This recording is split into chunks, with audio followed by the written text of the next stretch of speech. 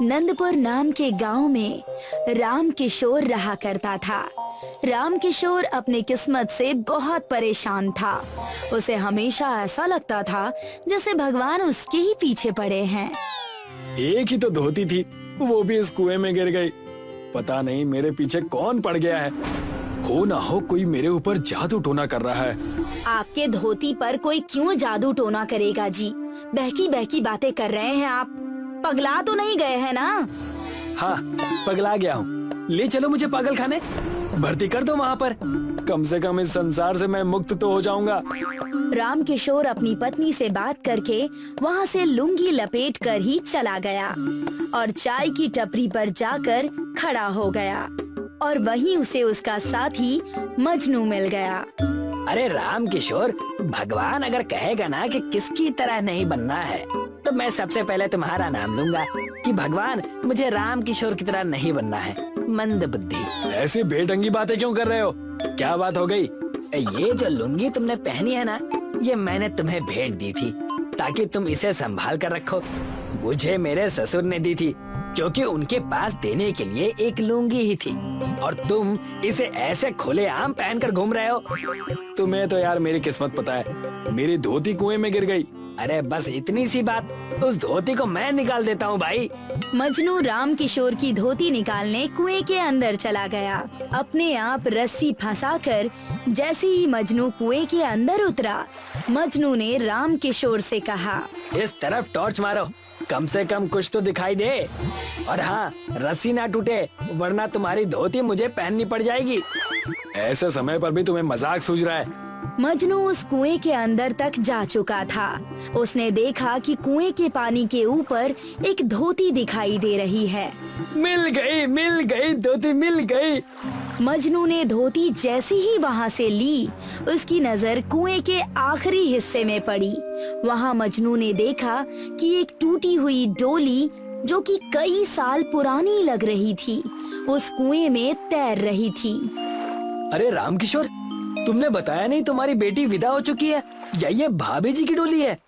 ऊपर आ जाओ, मजाक मत करो। धोती मिल गई है ना? मजनू कुएं के ऊपर आने लगा। तब उसने अपने साथ वो डोली भी ले ली और डोली कुएं के बाहर रख दी। जाते वक्त तुम बहुत हल्के थे, आते वक्त इतने भारी कैसे हो गए? अरे ये देखो, मुझे ये डोली कुएं के अंदर मिली। ये इस कुएं में किसने डाली? ये कुआं तो मेरे पूर्वजों का है, यहाँ तो कोई आता जाता है नहीं। भला मेरे घर में कौन आएगा? डोली को उन्होंने बाहर रखा ही था कि डोली चमकने लगी। उसमें से एक रोशनी निकलने लगी जिसे देखकर दोनों बहुत डर गए। डर के मारे मजनू ने अपने हाथ में रखी हुई धोती को डोली में फेंक दिया। उस डोली के अंदर कई सारे धोती दिखाई देने लगे जिसे देखकर दोनों अचंभित हो गए। इतने सारे धोती? ये कैसा पागलपन देख रहे हैं हम दोनों? ये कोई साधारण डोली नहीं है भाई, ये जादुई डोली है।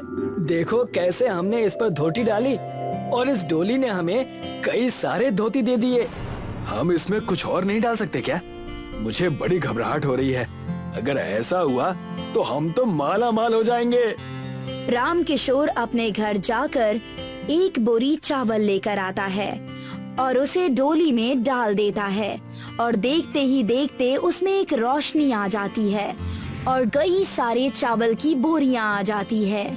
अब हम अमीर हो गए यार। भगवान का लाख लाख शुक्र है, किस्मत हो तो मेरे जैसी ही हो, पैसा ही पैसा होगा। वाह भाई, हमेशा तुम किस्मत पर रोते हो, आज क्या हो गया? जब सब बुरा होता है ना, तब मैं किस्मत को कोसता हूँ। जब अच्छा होता है तो मैं नहीं मानता। अब हम इस डोली से एक ढाबा खोलेंगे, लोगों को इस डोली की मदद से खाना खिलाएंगे और अपना घर चलाएंगे। लेकिन याद रहे, इस जादुई डोली के बारे में किसी को पता ना चले।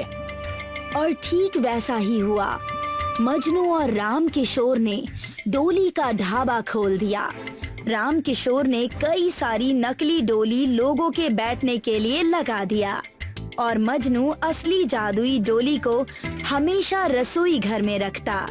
जब भी कुछ बनाना होता वो उस चीज को उस डोली में डाल देता और देखते ही देखते वो चीज उसमें कई गुना ज्यादा बढ़ जाती।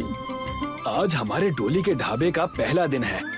भगवान करे सब ठीक हो। आज लेकिन खाने में बनाएंगे क्या हम? आज हम बनाएंगे राजमा चावल। 1 प्लेट राजमा चावल बनाकर रख दो और देखो। राम किशोर ने एक प्लेट में राजमा चावल एक चूल्हे पे बनाया और उसे उस डोली में रख दिया। जैसे ही उसने उस राजमा चावल के प्लेट को डोली में रखा, वहाँ पर कई प्लेट राजमा चावल आ गए। यहाँ से तो खुशबू बहुत अच्छी आ रही है। आखिर क्या बनाया है आपने? और ये ढाबा तो बहुत नया है और बहुत शानदार भी। इस ढाबे को डोली का ढाबा कहते हैं जी। यहाँ हम लोगों को डोली में बिठाकर उन्हें खाना खिलाते हैं। ये है हमारे ढाबे की अनोखी बात। आप जाकर वहाँ उस डोली में बैठ जाइए, मैं आपको राजमा चावल परोसता हूँ।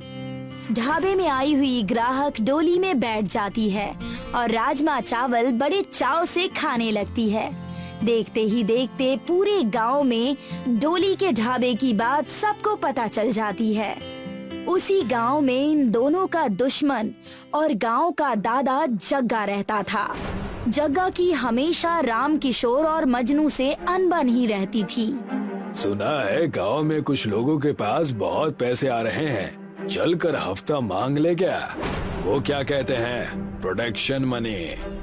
सरदार, मेरा भी उस डोली में बैठने का मन कर रहा है।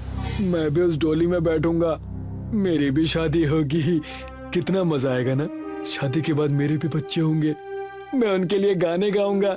मेरे 2 अनमोल रतन, एक राम दूजा लखन। आए हाय। एक काम करो बेटा, तुम पहले अपना परिवार बना लो, हम उन्हें बाद में लूट लेंगे। पगलेट कहीं का।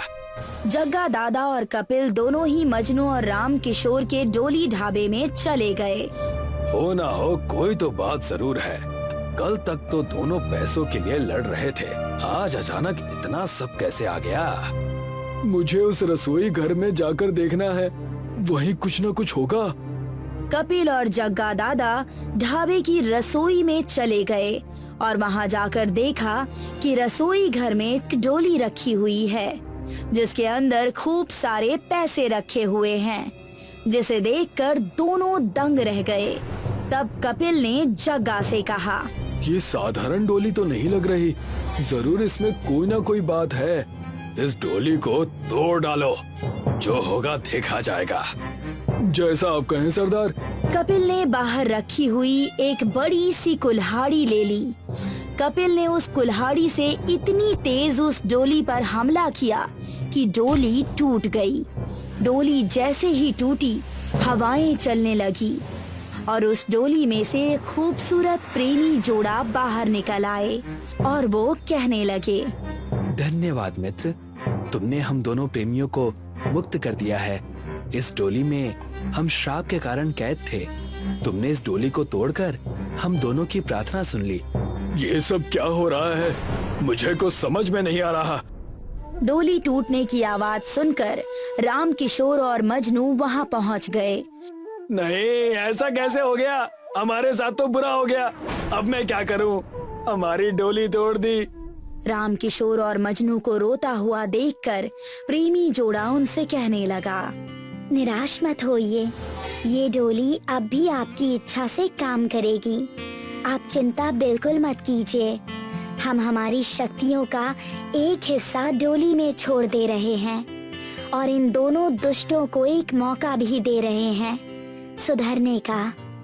हमें माफ कर दो, हम तुम्हारे इस डोली के ढाबा में काम करने के लिए भी तैयार हैं। माफ कर दो। जग्गू दादा के इतना कहते ही प्रेमी जोड़ा अदृश्य हो गया। राम किशोर और मजनू दोनों ही अपना जीवन डोली ढाबे की मदद से अच्छी तरह बिताने लगे और उन्होंने जग्गू दादा और उन गुंडों को भी अपने यहाँ काम पर रख लिया।